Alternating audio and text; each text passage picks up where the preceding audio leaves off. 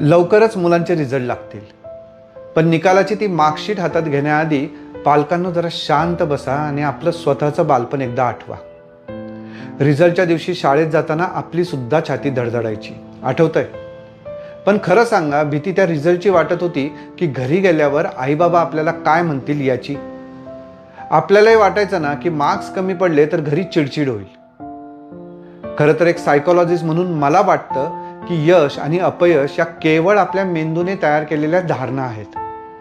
शालेय निकाल हे मुलं त्यांना शिकवलेलं किती चांगल्या पद्धतीने मेमराईज करतात यावर आधारलेले असतात. त्यामुळे मार्क्स कमी पडले म्हणजे तुमच्या मुलाला काहीच येत नाही असा मुळीच अर्थ होत नाही. कदाचित त्याला विषय समजला असेल, पण पेपरमध्ये व्यवस्थित मांडता आला नसेल, किंवा अभ्यास करूनही ऐन परीक्षेत स्ट्रेसमुळे त्याला काही आठवलं नसेल.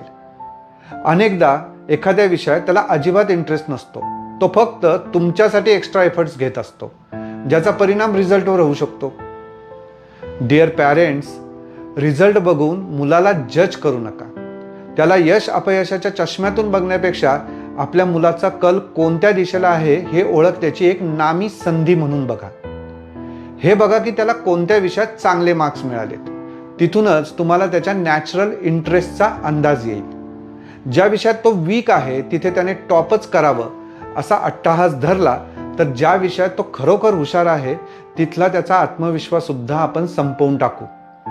शेवटी आपण रिझल्टला इतकं महत्त्व का देतो? तर त्याच्या उज्ज्वल भविष्यासाठी. पण ज्या विषयात त्याला इंटरेस्टच नाही त्यात मुलं सक्सेसफुल करिअर घडवण्याची शक्यता कमीच असते. जोर जबरदस्तीने त्यांनी एखादं क्षेत्र निवडलंच, त्यात करिअर घडवलंच तरी ते भविष्यात आनंदी राहतीलच याची खात्री नाही. मुलांच्या आवडीनिवडींकडे दुर्लक्ष करून आपल्या अपेक्षा त्यांच्यावर लादण्यापेक्षा त्यांच्या स्वप्नांना पाठबळ देणं आज जास्त गरजेचं आहे.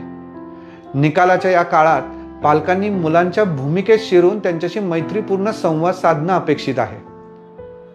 तुमची ही आश्वासक साथ त्यांना केवळ करिअरच्या शर्यतीत धावण्यासाठी नाही तर आयुष्याच्या परीक्षेत आत्मविश्वासाने जिंकण्यासाठी तयार करेल. लक्षात ठेवा, मार्कशीटवरचे आकडे भविष्यात बदलू शकतील, पण निकालाच्या दिवशी तुमच्या वागणुकीमुळे मुलाच्या मनात तुमच्याबद्दल जी भीती आणि अविश्वास निर्माण होतो तो पुसणं मात्र खूप कठीण असतं. त्यामुळे आता जेव्हा तुम्ही मुलाचा रिझल्ट बघायला जाल तेव्हा एक पालक म्हणून नाही तर त्याची एक भक्कम सपोर्ट सिस्टीम म्हणून जा. रिझल्ट लागल्यावर त्याला सांगा, बेटा हे तुझे मार्क्स आहेत, तुझं संपूर्ण आयुष्य नाही. आपण मिळून यावर नक्कीच काम करू शकतो.